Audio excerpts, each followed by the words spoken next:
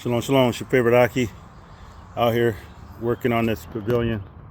I said this was going to be one of the next project, but it's a hard project in itself. But I'm seeing the payoff.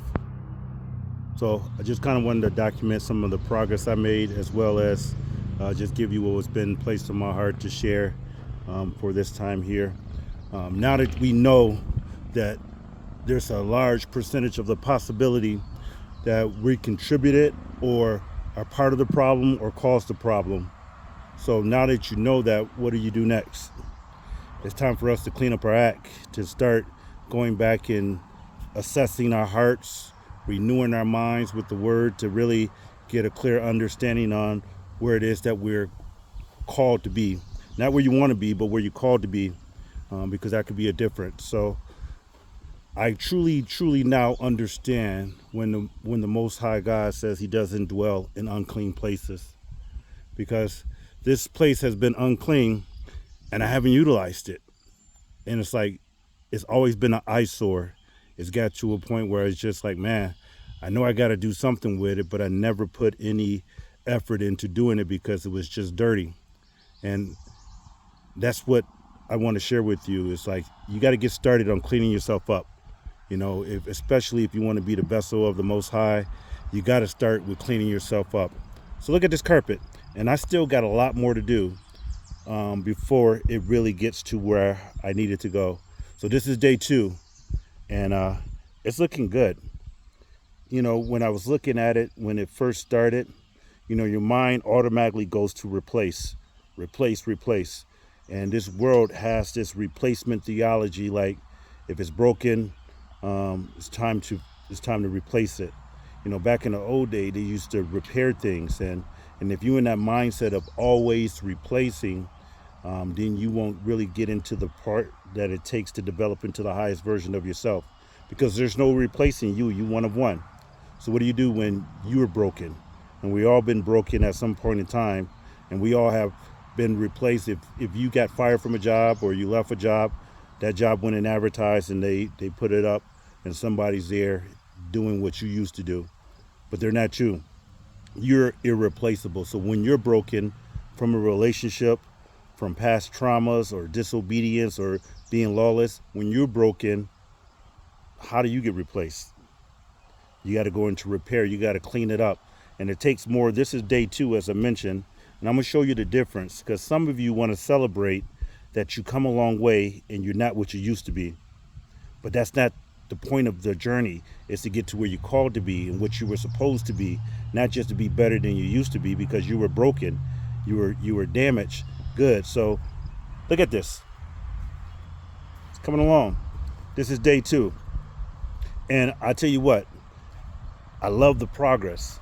But even yesterday, I was celebrating this, because this is better than what it used to be, because of all the crud and stuff and it took me a long time to get to this. But you can see the sharp divide there, and that's how it is with your life. It's a continual process. You got to continue to work. Just because you come a long way, you still got a long way to go. So you can't get caught up in celebrating like, okay, I see some clean spots over here, I'm making progress, and I'm just going to take a break. I'm going to take it easy, because this is where you get comfortable and convenient and you get settled like, okay, I think I did enough. But there's more to do, and you got to continue to assess and develop and get to a point where you are constantly growing. Because the thing about growing into the highest version of yourself, once you truly start to love yourself, it's easier to recognize those who don't. I'm going to say that again, because that kind of went over your head. As once you start to truly love yourself, it's easy to recognize those who don't, because you will start to recognize through the jokes, through the little slick comments, through even the comments they don't make, the things they don't say, the congratulations you don't get. They'll start to echo in your ear like, okay, I see, make note of it. I see how you moving. You ain't celebrating, you hating. But once you start loving yourself, you can spot people out. You can spot it out. It's like going from here to this. And you can also see those who are not doing the work, or those who are complacent with just being better than yesterday. but don't want to be the best they can. They just want to do enough to say they did something so they can indict me. Oh, you don't know who I used to be. You don't know where I came from. You don't know the things I've been through. This is what this looks like. Like, this may be dirty to you, but man, according to where I used to be, man, this is spot clean. And I can tell you, like I said, the Most High doesn't dwell in unclean places. So he doesn't want this. He doesn't even want this. There's still things in here that I got to go over on there. He wants us to be continually to be refined into the highest version of ourselves, into a calling. So I challenge you to start recognizing those in your life who don't feel that.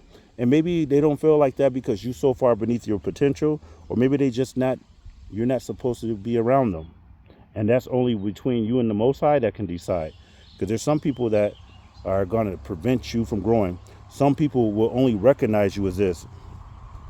And then when you become cleaner, they still want to treat you like this. They still want to act like and hold on. Oh, I remember what you did in second grade. No, I ain't forgot what you did. And they want to keep the dirt that's on your name. They won't allow you to transition into the cleaner version of yourself. But the thing about changing and evolving into the higher version of yourself, once you change, everything connected to you have to change as well. People can't relate to you the same. You know, you wouldn't have people just walk in your life with dirty shoes, with old baggage, and try to bring this dirt from here over to there. Now, you can tell them, like, hey, this is what I did, and help you get to where I'm at or where you need to be. But some people want to just be here. And the clean version of you, they don't want to be a part. So when you change and you clean up your act, everything around you has to change and clean up as well. Because imagine you just got white carpet in your house. Brand new white carpet. I mean, it's just this pristine carpet. They just laid it yesterday. You checking everybody's shoes at the door. You watching everybody. They can't just say, oh man, what you think? You better than us because you got white carpet? And they coming out from rain and all this other stuff, and they just want to walk in and just want to be like they used to do yesterday, because your carpet used to look like this. And when they came over before, you didn't have them take their shoes off because you understood, hey, it's a work in progress. Hey, don't worry about it. Don't take your shoes off. But now you done cleaned up, and now you got clean carpet. People, oh man, you changed. I remember I was over here the last week and you didn't have me take my shoes off, and they want to stay stuck in last week, last year, 5 years elementary school. But it's time to grow up. So in some people you're going to outgrow, and they're not going to want to see you progress, and they're going to look at your progression as though it's something bad, and they're going to start talking bad about you. But it's okay. It's okay. Everybody wasn't meant for the journey. Some people are for a reason, season, or a lifetime. And your job is to identify, are they just coming to your life for a reason? Some to get you through something, or to help you understand something? Or are they there for a season? They're just there for the summer months. But then when your storm comes, they're nowhere to found. And then you got those special people that'll be there for a lifetime. Those are the people that in season, out of season, you can count on and that you can go to. You might not even talk to them all the time. But when you catch up with them, you understand, and they accept and they celebrate, hey man, I'm proud of you. And they won't be hesitant to voice that. I see what you're doing with your life. I see you growing. I see you mature, man. It's inspiring. You know, you got me wanting to do better. And those are the people, our lifetime friends. And then, like I said, them haters, you just be like, oh man, he done changed up. He no longer want to hang out all night. He no longer want to do this or do that. He thinks he's better than us. And the object is not to be better than anyone. It's to be the better version of yourself. Like, I've been here since October, but of the working months, I say within the last 3 months, I had the opportunity to do this. This remained dormant. So the key to cleaning up is start on those areas that's dormant. There's potential there that can be talent. And when I looked at it, immediately I said, man, I'm going to have to replace this carpet. I'm going to have to tear it up and pay somebody to do this. But sometimes you just got to put in the work. You just got to put in the work and be consistent and just continue to put your hands to the plow, and you will start seeing the difference. It'll be night and day. It'll be a divide between what it used to be to what it can be, to develop your potential and to realize talent. So now that you realize you're the problem, it's time to clean it up. So I'm going to get back to work because I want this side to look like this side, because I don't want to just clean up one area of my life. and be all right spiritually, but then physically I'm out of balance. I don't want to be just okay physically and then financially I'm out of balance, and then I don't want to be okay physically and then relationally be out of balance. So you got to do this process with every area of your life in order to be balanced. So I want to be whole. I want to show up as the highest version of myself in every area of my life. And that's going to require a lot of intentionality, a lot of being on purpose, and you can't just accept anything. I met a guy at a gas station, and I'm gonna wrap this up because it's over 10 minutes. I've been trying to keep these shorter because I know your attention span is short. But this is game. If y'all really listen to it, go back and rewind and listen to what I said. But anyways, I met this guy at a gas station. He was playing some smooth jazz. It's about the second or third time I seen him, and he's always bumping jazz. So today we both at the gas station at the same time. I just asked him. I said, "Hey man, what is that?" And he told me where he got this jazz app and what he was listening to and how he tweaks it for the perfect sound. And then he's like, "Man, I really like your truck." I said, "Thanks." It was my retirement present from the Army. I retired from the Army. And he said, "Thank you for your service." Now, I'm getting somewhere with this story. This guy got Air Force plastered on his car. So I say, "Thank you for your service. I see you was in the Air Force." And he's like, "Nah, man, I wasn't in the Air Force. I just support them. I just like to support them." I'm like, man, that's kind of weird. People don't normally put Air Force on their vehicle if they wasn't in the Air Force. So I was like, okay, maybe he just, he supports them. He's like, "Man, let's get together sometime." So he handed me a business card, right? And on this business card, it says handyman. I was like, "Oh man, you a handyman too?" Because I've been looking for a handyman. Maybe that's the connection right there is a handyman. And he's like, "Nah, man, I don't do no handyman work. I just put it on the card because I'm trying to meet people." I'm like, dude, you a complete fraud. Like, you're not in the Air Force. You're not a handyman. Like, what is the authentic version of you? So you're going to realize that when you start to be the authentic version of yourself, like, man, you'll start spotting things out, the inconsistencies in people's speech. You'll see the inconsistencies in their actions.